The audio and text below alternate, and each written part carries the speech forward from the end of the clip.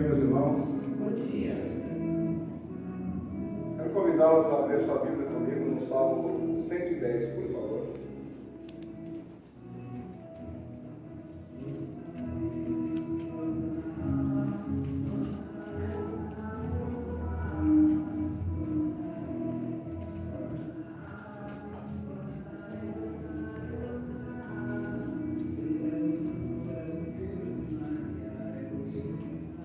Salmo 110, irmãos.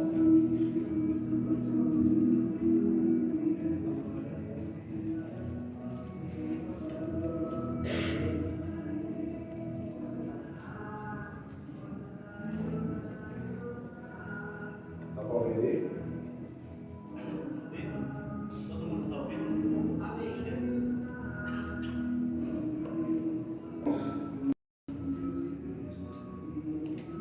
A palavra do Senhor nos diz assim: assim declarou o Senhor ao meu Senhor: assenta-te à minha direita e aguarda enquanto teus inimigos façam como objeto de descanso para os teus pés. O Senhor estenderá de Sião o poder do teu cetro, domina no meio dos teus inimigos. O teu povo se apresentará generoso no dia da convocação, nos montes santos, mais numerosos do que as gotas do orvalho no seio da aurora. Tu terás teus exércitos de jovens santos. O Senhor jurou e não se arrependerá. Tu és sacerdote para sempre, segundo a ordem de Melquisedeque. O Eterno está à tua direita, ele esmagará reis no dia da tua ira. Julgará as nações, amontoando cadáveres e esmagando governantes em toda a extensão da terra. Meu rei encontrará refúgio no ribeiro do seu árduo caminho, e sua cabeça estará sempre erguida. Amém, irmãos? Esse texto aqui, irmãos, é o último texto do livro de Salmos que nós escolhemos para expressar a soberania de Deus. E aqui ele encerra mostrando o auge dessa soberania. E quando nós vamos olhar para esse texto, irmãos, nós vamos ver dentro desse texto dois conflitos que a humanidade ela sempre teve, e até que esse reinado se estabeleça fisicamente vai ter. Quais são os conflitos, irmãos? Primeiro, é o conflito dos revoltosos. Nós estamos, irmãos, vivendo um tempo, e não é só agora, durante toda a história isso acontece, de pessoas que se rebelam contra autoridades. Sempre teve isso na história. Durante toda a história, irmãos, nós nunca quisemos que alguém nos controle. Nós estamos sempre insatisfeitos. No nosso país, a gente coloca a direita, o povo está insatisfeito. A gente coloca a esquerda, o povo está insatisfeito. Nós colocamos o meio, o povo está insatisfeito. Resumindo, o problema não é direita, nem esquerda, nem centro. O problema é: eu não quero que alguém exerça autoridade sobre a minha vida. Eu não quero que ninguém diga o que eu tenho que fazer. Esse é o grande problema. É isso que eu quero que vocês possam compreender. Nós estamos, irmãos, olhando nas nossas escolas a falta dos nossos alunos em respeitar a autoridade do professor. Eu lembro, irmãos, no meu tempo, e faz bastante tempo lá atrás, quando eu saía de casa, minha mãe dizia assim: olha, se eu ouvir uma reclamação da professora, você vai se arrebentar dentro de casa, porque eu vou te pegar. Hoje é o contrário. Hoje o filho afronta o professor e a mãe vai bater no professor. Então nós estamos vivendo esse colapso da falta de autoridade. Mas, em contrapartida, nós temos outro problema, que todos nós nos queixamos, irmãos. Por que é que Deus não faz nada com o que está acontecendo no mundo? A A gente liga a televisão, irmãos, está lá a violência estabelecida, e a gente pergunta, por que é que Deus não faz nada? E vocês prestaram atenção, irmãos, que nós nunca queremos justiça. Nós queremos vingança. Você já viu quando eu quero que esse apodreça, morra na cadeira? Para ele, 40 anos não basta, que é o que a justiça diz. E esse confronto em nossa mente, irmãos, ela vai ser respondida e necessária no Salmo 110. O Salmo 110 nos convida a descansar em Cristo. Mas vamos lá, irmãos, para a gente não perder tempo. Esse salmo, irmãos, ele não tem uma personagem principal, porque ele é um salmo messiânico. Junto com o Salmo 22, o Salmo 69, são os salmos mais citados no Novo Testamento. Por quê? Porque a ideia aqui, o foco, não é Davi, não é Asaf, o foco aqui é o Messias, o Cristo. Tem uma coisa bem interessante, irmãos. Quando é que esse salmo foi escrito? Segundo os estudiosos, irmãos, ele foi composto por ocasião da conquista da cidade de Jerusalém. Quando Jerusalém foi reconquistada, esse salmo foi escrito. E o interessante, irmãos, que a gente vai olhar, que depois que essa cidade foi reconquistada, a gente não vê mais um rei em Jerusalém. Não tem mais um rei em Jerusalém. Jerusalém é governada agora somente por sacerdotes, não tem mais ele. Depois da reconquista de Jerusalém. E tanto que quando a gente vai olhar, no tempo de Jesus não tem um rei em Jerusalém reinando. Nós vamos ver governadores reinando, mas não um rei mais. O sacerdócio começava a dominar. O personagem, irmão, principal aqui é Cristo. Davi está nos chamando a atenção para Cristo. Porque lá em Mateus, irmãos, capítulo 22, do 41 ao 46, ele vai dizer assim, olha, então rodeado pelos fariseus, Jesus lhe fez a seguinte pergunta: o que vocês pensam do Cristo? De quem ele é filho? Eles responderam, ele é filho de Davi. Jesus perguntou, então, por que Davi, falando por meio do Espírito, chama o Cristo de meu Senhor? Pois Davi disse, no Salmo 110, verso 1, o Senhor disse ao meu Senhor, sente-se no lugar de honra, à minha direita, até que eu humilhe os seus inimigos debaixo dos seus pés. Portanto, se Davi chamou o Cristo do meu Senhor, como ele pode ser filho de Davi? Essa é a pergunta de Jesus. Ninguém conseguiu responder. E depois disso, não se atreveram a lhe fazer mais perguntas. Isso, irmãos, é uma questão aparentemente fácil, mas tornou-se subitamente difícil. Porque todo mundo, irmãos, em Israel, naquele tempo, em Jerusalém, tinha que o Messias, ele era filho de Davi. E aí Jesus diz assim, peraí, se ele é filho de Davi, por que ele escreve o Salmo 110, verso 1? Qual era a mensagem de Jesus? Jesus queria mostrar, irmãos, que esse Messias, ele era muito maior do que aquilo que o próprio povo esperava. Ele não era somente o filho de Davi, por ser filho de Davi, por vir da descendência da cidade de Judá. Ele era muito maior. E esse era o foco de Jesus, chamar a atenção para isso. Ele não era somente um descendente físico, natural. Ele era muito maior que isso. Mas, irmãos, vamos lá para o texto. Qual é o tema central, irmãos? é a exaltação e o domínio do rei e sacerdote.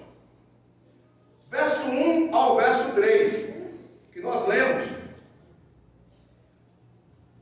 diz assim, olha, assim declarou o Senhor ao meu Senhor. E isso parece muito complexo, muito complicado. Não parece? Olha só, irmãos. Declarou o Senhor ao meu Senhor. Dá para entender isso? Não fica complexo da gente entender? Afinal de contas, quem é o Senhor e quem é o Senhor? Quando a gente vai estudar isso, irmãos, nós vamos descobrir que essa é uma conversa profética entre o Pai Yahvé e o Messias Adonai. Aqui é o Deus Pai Yahvé conversando com o seu filho Messias, que é o Adonai. Por isso que ele diz, tá? Assim declarou o Senhor. Quem? O Senhor Pai, Yahvé. Declarou a quem? A Adonai, o seu filho. Viu como já clareou a nossa mente para podermos entender? Porque se a gente olhar somente para o texto, fica muito complexo. O Senhor falou, Senhor, mas quem é o Senhor? E quem é o segundo Senhor? De quem está sendo falado aqui? É uma conversa, irmãos, entre o pai e o filho. E o pai vai dizer algo profético para o filho nesse diálogo. O que ele vai dizer? Assenta-te à minha direita e guarda enquanto de teus inimigos façam objeto de descanso para os teus pés. O Senhor estenderá de Sião o poder do teu cetro, e ele domina no meio dos teus inimigos. Teu povo se apresentará generoso no dia da convocação nos montes santos, mais numerosos do que gotas de orvalho no seio da aurora. Tu terás teu exército de jovens e santos. Então a primeira coisa que a gente vai entender, irmãos, aqui, e é importante a gente poder entender, Davi aqui no verso 1 chama o Messias de seu Senhor, reconhecendo que ele é superior ao próprio rei de Israel. Sabe por quê, irmãos? Porque quando você vai para Jerusalém, quando você vai para Israel, você pergunta assim: quem foi o maior rei de Israel? Todos vão dizer: Davi foi o grande rei de Israel. E Davi está dizendo: eu não sou o grande rei de Israel. O meu Senhor é o grande rei de Israel. Aleluia. Davi já estava ensinando ao povo que no futuro não era para entender que Davi ele era o grande rei. O grande rei era o seu Senhor. E aí, irmãos, nós vamos olhar para a estrutura do texto e nós vamos ver Davi escrevendo, irmãos, a primeira boa notícia. Quando a gente vai olhar para esse texto do Salmo 110, nós vamos ver que é um texto de evangelho. O que é evangelho? Boas novas. E Davi vai nos trazer as primeiras boas novas. Qual é essa, irmãos? É que sobre o trono das nações está sentado o Rei dos Reis, Senhor de toda a terra. Essa é a primeira boa mensagem, boas novas de Davi. Ele está, irmãos, não somente como rei, mas ele está sentado à direita de Deus no lugar de honra. Lembra que eu falei para vocês, irmãos, que a gente fica tentando descobrir por que Deus não faz nada? Olha quanta injustiça, irmãos. Olha quanta violência. Olha quantas mulheres sendo mortas todos os dias. 4 mulheres são mortas no Brasil. E Deus não faz nada. Crianças sendo mortas todos os dias. E o pior, Caio, é que as pessoas muitas vezes nos acusam do nosso Deus. Ah, se Deus existe e Ele é tão bom, por que Ele não faz nada? Sabe por quê, irmãos? Porque nós cristãos entendemos que Ele é soberano, governa todas as coisas, mas um dia, essa corda que Ele está nos dando, Ele vai chacorra de volta. E quando essa humanidade voltar, vai voltar para experimentar o dia da sua grande ira. Então nós não, cristãos, nós não buscamos justiças agora. Por mais indignantes que nós ficamos, por mais indignados que nós fiquemos, a gente não tem que ficar buscando justiça. Por que Deus não faz nada? Por que Deus não mata? Por que Deus não destrói? Porque nós sabemos, irmãos, que vai chegar um dia onde todos nós vamos estar diante da presença do Rei. E todos nós vamos dar conta de todas as nossas atitudes. Tem uma coisa bem interessante, irmãos, que quando nós olhamos a primeira boa notícia que Davi nos mostra, né, eles, no trono das nações, assentado como Rei e Senhor, o apóstolo Pedro, pregando o primeiro sermão em Atos dos Apóstolos, no dia de Pentecostes, olhou para esse verso do Salmo 110. Pedro usou esse verso do Salmo 110. Olha só, Atos 2, 32 ou 35. Foi esse Jesus que Deus ressuscitou, e todos nós somos testemunhas disso. Ele foi exaltado ao lugar de honra, à direita de Deus, e, conforme havia prometido o Pai, lhe deu o Espírito Santo, que Ele derramou sobre nós, como vocês estão vendo e ouvindo hoje. Pois Davi não subiu ao céu, e no entanto disse: o Senhor disse ao meu Senhor: sente-se no lugar de honra à minha direita, até que eu humilhe os seus inimigos e os ponha debaixo dos vossos pés. Primeiro sermão de Pedro. Pedro chama à memória do povo o que Davi tinha escrito no Salmo 110, porque o povo tinha esquecido, e o povo ainda achava que Davi era o grande rei. Era o rei que deveria ser amado. Só que aí nós olhamos Pedro dizendo assim: o rei que deve ser amado por vocês não é o rei Davi, é o rei dos reis, Senhor dos senhores. É aquele que ele disse: o meu Senhor.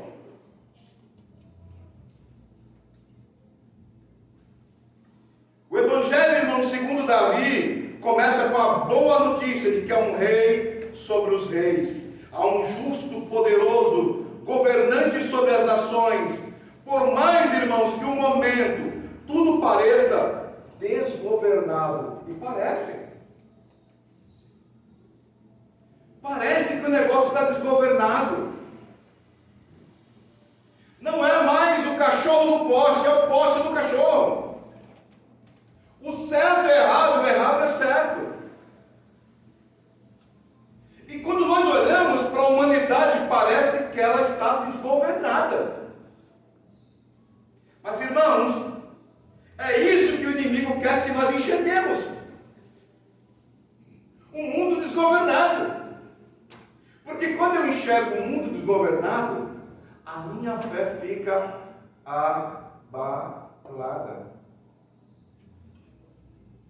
E é isso que ele quer. Que a gente olhe e veja o caos estabelecido. Porque se existe um Deus no céu que governa todas as coisas, por que é que na terra está esse caos, esse descontrole? Mas, irmãos, presta atenção. O avanço desse reino, ele é progressivo. O reino de Deus não é feito no estralar de dedos.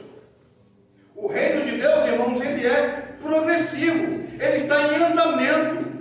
Posto que Davi, irmãos, registrou as palavras do Senhor dizendo que o Senhor, o Rei, está à direita de Deus, no lugar de honra, até que quem? O Pai, Yahvé, humilhe seus inimigos e os ponha debaixo dos seus pés.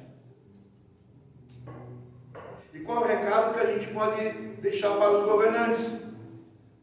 Os reis que governam este mundo pensem em saber o que estão fazendo, Mas, na verdade, o único soberano, poderoso sobre as nações, esse é Jesus Cristo. Essa é a boa notícia. Nós devemos nos lembrar, irmãos, que desde que Israel voltou do cativeiro da Babilônia, jamais rei algum ocupou o trono de Jerusalém. Sempre governado pelo sacerdócio. Aí a pergunta, mas por que não houve mais um rei? Porque Deus queria mostrar que quem queria governar Jerusalém era Ele. Do mesmo jeito que nessa manhã Ele tenta mostrar aos nossos corações que nós devemos nos deixar ser governados por Ele. Não por nossas emoções, não por aquilo que nós vemos, como foi lido aqui, porque não é fé.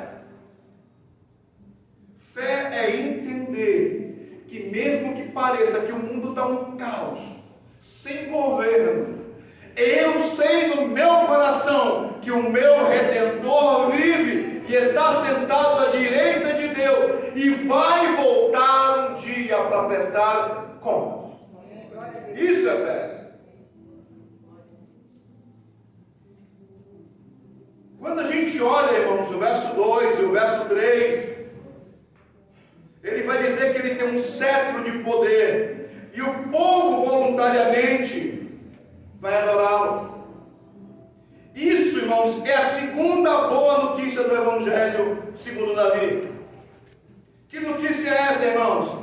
Que o rei que reina, que é Cristo, esse rei, ele não é físico. O reino de Deus, irmãos, ele é um reino espiritual. Cristo reina, irmãos, entre os seus inimigos espiritualmente. E Ele reina em seu povo, através do seu povo. O reinado que Deus tem sobre o ímpio é um reinado espiritual, irmãos. Ele não é físico de chegar e sair matando todo mundo e resolvendo os problemas. O governo é espiritual. Como também, irmãos, o Senhor governa o seu povo. E Ele governa através de quem? Da igreja. Por isso, irmãos, que a gente precisa entender que as coisas não vão ser resolvidas da noite para o dia. E aí você fala assim, poxa vida, pastor, quando a violência, quando o crime, por que Deus não faz nada? Por que o governo não faz nada? Por que o presidente não faz nada? Por que o prefeito não faz nada? Porque não é a obrigação deles resolver esse problema. O problema da violência, o problema do pecado, quem tem que arregaçar as mangas e resolver o problema é a igreja. É o governo espiritual da igreja. Deixa eu perguntar um negócio para vocês, irmãos. Se nós pegarmos hoje um assassino e colocarmos numa cadeia e ele ficar 40 anos, você acha mesmo que ele vai sair de lá transformado? Você acha que o pecado de assassinato que está dentro dele vai ser resolvido? Mas quando eu e você arregaçarmos as mangas e pregarmos o Evangelho, e esse assassino tiver um encontro de verdade com Deus, ele vai deixar de ser assassino, ele vai deixar de ser adúltero, ele vai deixar de ser violentador de mulheres. E nós queremos que o governo resolva os problemas. O problema do pecado não é dever do Estado, é dever da igreja. Você viu como a gente é fácil de transferir as responsabilidades que devem ser nossas? Achando que se a gente abrir um monte de presídio vai resolver os problemas desses homens e mulheres? A maldade do coração do homem, irmãos, a negritude, a escuridão do coração do homem só vai ser mudado no dia que ele encontrar a luz. E a luz é Jesus Cristo. E é isso que Davi vem nos mostrar. Davi vai mostrar, irmãos, que o reino de Deus é o seu povo. Cristo está governando a terra através da igreja. E quando eu falo igreja, irmãos, eu estou falando da placa da igreja. Eu estou falando de todos aqueles que verdadeiramente foram lavados e remidos no sangue do Cordeiro. Por quê, pastor? Porque esse povo lavado e remido, ele não é mercenário. Ele não vende a sua fé. Ele não negocia a palavra de Deus. E mesmo que a sua cabeça, irmãos, esteja prêmio pelo Estado, ele não vai negar, ele vai até o fim. E é por isso, irmãos, que o texto diz, olha só, o teu povo se apresentará generoso no dia da convocação. Não esqueça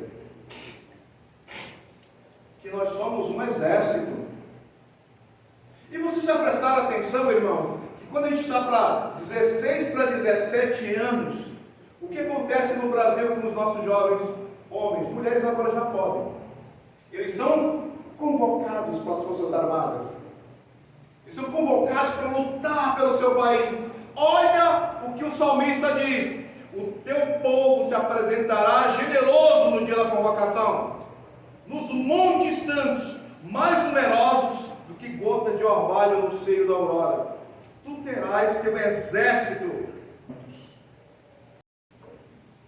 Então, irmãos, quem tem que mudar a situação do Estado de São Paulo, irmãos, não é a Secretaria de Segurança Pública. Quem tem que mudar é o exército que foi convocado pelo Senhor.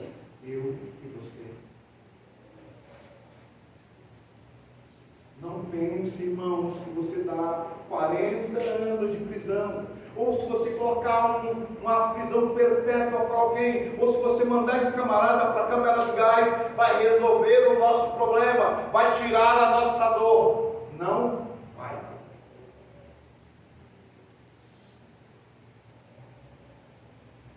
Não vai. Sabe por quê, irmãos? Porque quando nós estamos sem Cristo, a nossa vingança é insaciável. Do mesmo jeito que a Bíblia diz que aquele que busca a riqueza, ele vai buscar, e nunca vai se saciar. Do mesmo jeito que a nossa vingança, nós nunca vamos ficar satisfeitos. Mas quando o exército vai para a rua e começa a pregar que existe um Redentor, que existe luz na escuridão do coração desse homem e dessa mulher, e você consegue convencê-lo pelo Espírito Santo, e ele se converte ao Senhor, é um marginal a menos, é um assassino a menos, é um adúltero a menos. Vocês estão vendo como é que funciona, irmãos? E ele vai continuar dizendo assim, olha: o povo que não é mercenário, mas que serve de coração e de boa vontade ao rei, povo que, como o seu rei, se veste de santidade, e cujas forças são renovadas pela graça, por meio da fé, a cada manhã. Deus renova a graça no seu exército a cada manhã. E muitas vezes, irmãos, nós somos tão ingratos, que a gente acorda de manhã cedo, irmãos, na agonia do dia, e a gente não tem nem tempo de dizer: Senhor, obrigado porque eu acordei, a sua graça se renovou sobre a minha vida.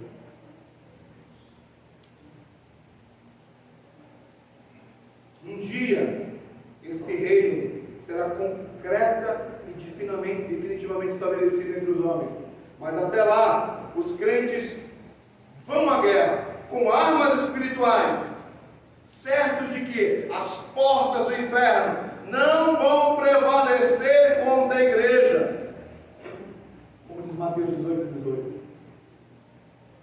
Nós nunca podemos, irmãos, ir para a guerra usando armas físicas. Que eu sempre digo uma coisa bem interessante, irmãos. Muitas vezes nós achamos que o nosso inimigo é o Caio. Então eu vou lutar contra o Caio. Mas o nosso inimigo não é o Caio. O nosso inimigo é quem está por trás do Caio, manipulando o Caio. E às vezes, irmão, nós destruímos pessoas, achando que estamos resolvendo o problema.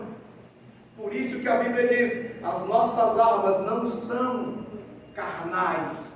Não é contra o sangue que eu tenho que lutar, mas contra tudo aquilo que está por trás, manipulando os homens. Então, irmãos, não é para sair ferindo pessoas, matando pessoas com as nossas palavras, achando que a gente vai resolver o problema. Não, não. Elas são armas espirituais. Sabe por quê, irmãos? Porque quem está por trás disso é o inferno, tentando destruir a igreja. Mas a palavra de Deus diz: as portas do inferno não vão prevalecer contra a igreja. Irmãos, parece que nós estamos derrotados, não parece de vez em quando? Parece que a igreja está perdendo terreno para o mundo. É um grande engano. Não está, não. As portas do inferno não vão prevalecer contra a igreja do Senhor. Lá em 2 Coríntios, irmãos, capítulo 10, do 3 ao 5, Paulo vai escrever uma coisa bem interessante. Olha só: embora sejamos humanos, não lutamos conforme os padrões humanos. Usamos as armas poderosas de Deus e não as armas do mundo para derrubar as fortalezas do raciocínio humano e acabar com os falsos argumentos. Destruímos todas as oposições arrogantes que impedem as pessoas de conhecer a Deus, levando cativo todo o pensamento rebelde e ensinando a obedecer a Cristo. A nossa luta, irmãos, não é contra a Laíde, não é contra a Adai, não. A nossa luta é podermos entrar através do Espírito Santo na mente das pessoas, para que elas possam ser transformadas, como Paulo diz aqui. E às vezes a gente fala palavras que machucam as pessoas, achando que elas são nossas inimigas. As pessoas não são nossas inimigas, irmãos. Elas estão sendo manipuladas pelo nosso grande inimigo. Pois bem, irmãos, de que modo esse povo espiritual vai à guerra? Ora, o versículo 3 nos deu as dicas claramente.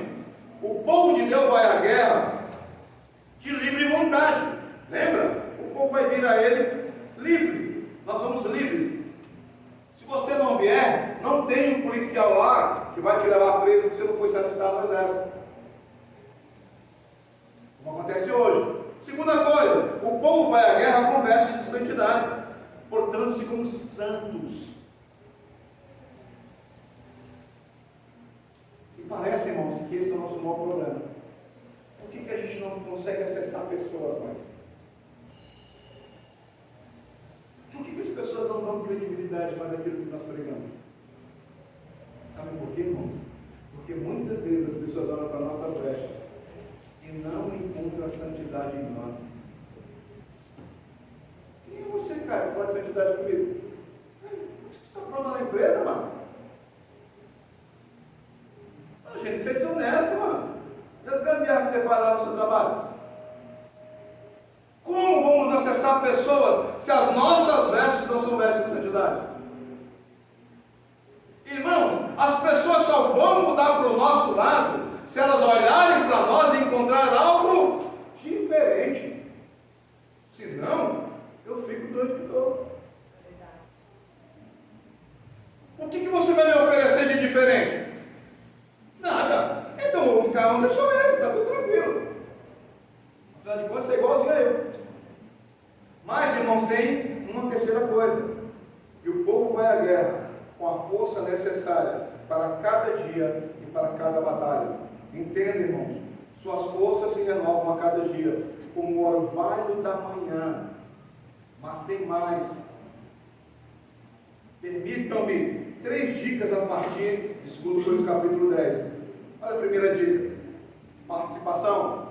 Os cristãos precisam participar da vida secular para influenciar e redimir a vida secular. O que acontece muitas vezes, irmãos, é o seguinte: eu me converti, acontece muito isso. Agora eu sou crente. Eu sou crente agora, eu não vou mais na festa da minha irmã, eu não vou mais na festa do meu primo, porque afinal de contas lá todo mundo é carnal e eu sou santo. Não. Quando Paulo escreve isso, ele nos dá dica. Não tem como influenciar a vida secular se nós não estivermos envolvidos nessa vida. Mas não, irmãos, a gente veste uma capa de santidade e agora eu só estou no meio da minha família, que é a família da Igreja Batista de Fé Reformada. Isso está errado, irmãos. Em vez de se limitar a disparar sobre a era secular e as pessoas seculares, e ele vai se fazer, vai se meter o pau. Porque esses ímpios, porque esses camaradas, porque é tudo pecador, porque é tudo isso, porque é tudo aquilo, não vou mais, porque ali só tem bebida. Por que a gente começa a disparar sobre a vida do mundo secular? Afinal de contas, se eu me lavou, não posso me misturar. Em vez da gente entrar no mundo secular e mudar o mundo secular, não, a gente começa a apedrejar o mundo secular. E aí o que acontece, irmãos? As pessoas começam a olhar para você e falar assim: pô, você é cara chato, hein, mano? Você viu que acabou de criar um bloqueio? Como você vai falar de um Cristo?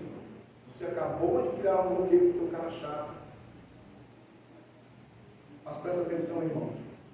O chamado cristão não é para viver à margem, mas para salgar, iluminar, levedar a massa. A participação do cristão está implícita nas palavras de Paulo. Embora sejamos humanos, embora andando na carne, e na expressão equivalente do Salmo, você governará seus inimigos.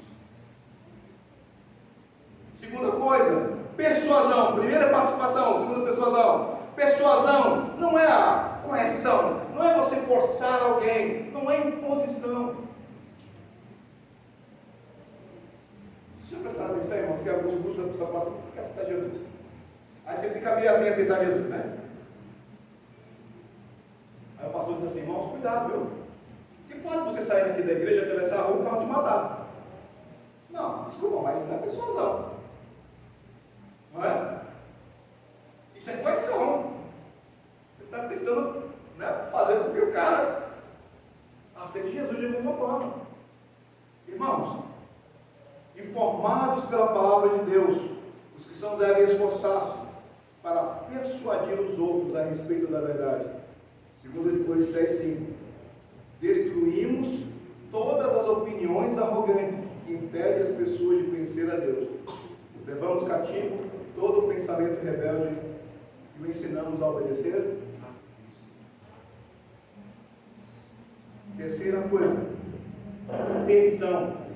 Petição é orar. Oramos porque sabemos que mesmo os melhores argumentos fundamentados nas Escrituras, sem a intervenção soberana e especial de Deus, o mundo não compreenderá, nem dará ouvido ao que dizemos. Deixa eu fazer uma pergunta para vocês, irmãos. Qual foi a última vez que você dobrou os teus joelhos e você disse: Senhor, me dará almas? Qual foi a última vez que você dobrou os joelhos e falou: Senhor, eu necessito ganhar almas? Qual foi a última vez que você disse: Senhor, coloque pessoas no meu caminho para que eu pregue o teu evangelho? Ou as nossas orações: Senhor, resolve o meu problema de banco, resolve o meu problema de mulher, resolve o meu problema de marido, resolve o meu problema financeiro, resolve o meu casamento, resolve aquilo outro. Sabe por quê, irmãos? Porque nós cristãos sabemos, sem a intervenção do Espírito Santo, eu só falo aos ouvidos. Mas quando eu oro, que quando eu abrir a minha boca para falar do Senhor, o teu Espírito invada os corações e transforma. Irmãos, sabe o que falta em nós? Falta em nós poder. Eu não estou falando do poder do homem. Eu estou falando que falta em nós o poder do Espírito Santo. O poder de sermos sal, luz. O poder de podermos oferecer água para as pessoas. E elas estão sedentas, irmãos.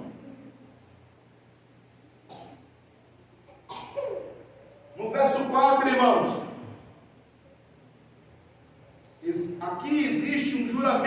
irrevogável de Deus. E a pergunta é: como poderia ser Jesus sacerdote se ele era da linhagem de Judá? Ele não era da linhagem de Davi. Como? Porque para ser sacerdote tinha que ser da linhagem de Levi. Mas Jesus era da linhagem de Judá. Sabe por quê, irmãos? Porque a terceira boa notícia que Davi nos mostra, segundo o evangelho que ele escreveu no capítulo 110, irmãos, é que o Deus Pai, irrevogavelmente e eternamente, nomeou Deus Filho como rei e também como sacerdote. Ele não precisava ser da tribo de Levi. Sabe por quê, irmãos? Porque não foi um sacerdote que colocou a mão na cabeça de outro sacerdote. Aqui é o próprio Deus elegendo Jesus como rei e como sumo sacerdote. Por isso que ele não é da tribo de Levi, mas o texto diz que ele é um sacerdote. Segundo a ordem, irmãos, de Melquisedeque. Ele vem muito antes de que a instituição levítica tenha sido criada. E o que Davi está tentando nos mostrar? Que ele é antes dos levitas, que ele é antes de Abraão, que ele é antes de Jacó, que ele é antes da criação do mundo, que ele é antes de que tudo tivesse sido criado. Ele é o Cristo, o Filho de Deus. Jesus não poderia ser da linhagem do sacerdote Arão. Segundo o seu sacerdócio eterno, Melquisedeque foi uma pessoa de verdade, rei e sacerdote de Salém. Nós vamos encontrar isso em Gênesis capítulo 14. Ele é uma figura do sacrifício de Cristo. E esta é a razão. Olha o que diz Hebreus capítulo 7, irmãos. Melquisedeque, cujo nome significa rei da justiça, enquanto rei de Salém, quer dizer rei da paz, não há registro do seu pai, nem da sua mãe, nem de nenhum de seus antepassados, nem do começo, nem do fim da sua vida. Semelhantemente ao Filho de Deus, ele permanece sacerdócio para sempre. E isso para nós é uma boa notícia, porque garante o nosso acesso direto a Deus e à eternidade, porque ele é o sumo sacerdote. O que isso nos mostra, irmãos? Hoje, irmão, você não precisa chegar e falar: pastor, por favor, ore por mim.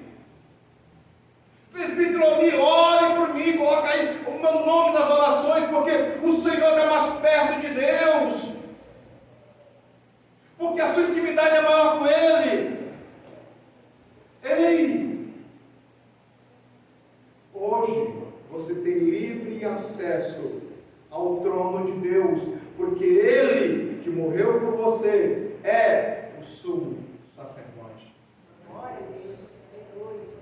Hoje você pode chegar, dobrar os seus joelhos e falar diretamente com Deus. Antigamente tinha que ter um mediador. Eu levava o meu sacrifício para o sacerdote fazer lá, e aí o sacerdote fazendo o sacrifício, meus pecados eram perdoados. Hoje, a Bíblia diz: você tem um advogado diante dele. Hoje ele diz: se nós confessarmos os nossos pecados, Ele é fiel e justo para nos perdoar.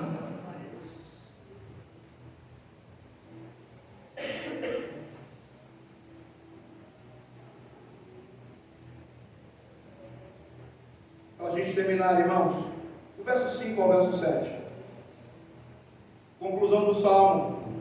Foca na construção da história e no julgamento final. O dia da ira, versos 5 e 6. O Senhor esmagará reis, julgará as nações. Isso aponta para a vitória final de Deus sobre toda a rebelião humana e o mal. Lembra que eu falei para vocês lá no início? O mal da humanidade é não se submeter. Eu não quero me submeter a uma autoridade. Como também o presidente da República não quer se submeter à autoridade de Deus. Como muitos de nós não querem submeter à autoridade de Deus, mas a Bíblia diz, irmãos, que vai chegar um dia em que todas essas pessoas que não quiseram se submeter à autoridade de Deus, o Senhor vai esmagar rei por rei, governador por governador. E o interessante, irmãos, que o pior de tudo é que quando esse dia chegar, será tarde demais para dizer: eu me arrependo, eu quero mudar. O dia de mudar é hoje. O dia de aceitar essa soberania de Deus é hoje. Porque quando chegar esse dia, irmãos, Deus vai esmagar todos os que se rebelaram contra Ele e a sua autoridade. Verso 7, uma vitória inabalável. Deixa eu dizer para vocês, irmãos, por mais que eu olhe, esteja caótico o mundo, parece que o mundo está em um colapso. Deixa eu dizer um negócio para vocês, irmãos. A vitória do nosso Cristo é vitória certa. E se nós estivermos com Ele, também é vitória certa. Não é algo, irmãos, assim, filosófico, não história da carochinha, não. Verso 7, vitória inabalável vai acontecer. O nosso Senhor vai ser vitorioso no fim de todas as coisas. Se nós estivermos com Ele, a vitória também será nossa. A quarta boa notícia do Evangelho segundo Davi é que haverá justiça no final da história. A justiça não está vindo agora não, irmão. Parece que o negócio está sem controle hoje. Parece que a nossa justiça, o Supremo Tribunal está com problema. Parece que a polícia não prende, parece que a justiça não... Ei, presta atenção. Davi nos dá uma boa notícia. Vai haver justiça no final da história. Se não houver agora, irmãos, vai haver justiça no final da história. Diz, irmãos, de fato o Salmo 110 trata da entronização de Cristo, seu reino poderoso. Segundo, trata da governança de Cristo através do seu povo. Cristo governa o mundo através da sua igreja. E esse reino é espiritual, ele não é um reino físico. Trata do seu trabalho sacerdotal perfeito, poderoso e permanente. Seu reino sacerdotal de expiação e de intercessão. Ele morreu por você e Ele continua intercedendo por você diante do Pai. Trata do julgamento final, o reino judicial de Cristo. De fato, na parte final deste salmo, Davi prevê o tempo futuro em que o Messias retornará e vai derrotar todos os seus inimigos. Vamos aplicar isso na nossa vida, irmãos, para a gente terminar hoje?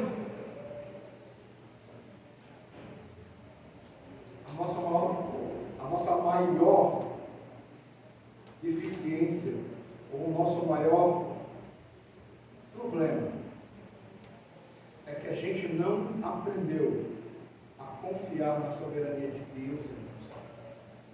Nós ainda estamos olhando os problemas que nos cercam. Lembra de Jesus no barco? Jesus dormindo no barco. E a tempestade, e os discípulos todos desesperados. E prestaram atenção, irmãos, que a gente só pensa no milagre. Não é? Jesus acordou e acalmou a tempestade. O que Jesus está tentando nos mostrar, irmãos? Jesus está tentando nos mostrar que é possível ter paz em meio às tempestades. Qual é o nosso maior problema em ter paz em meio à tempestade? Falta de confiança. Por isso Jesus diz: homens de pequena fé. Pode estar caindo o mundo ao seu redor, está sem controle, mas se você confia na soberania de Deus, irmãos, você vai dormir e dormir tranquilo, entendendo no controle de todas as coisas, mesmo quando eu não compreendo. Isso é confortador.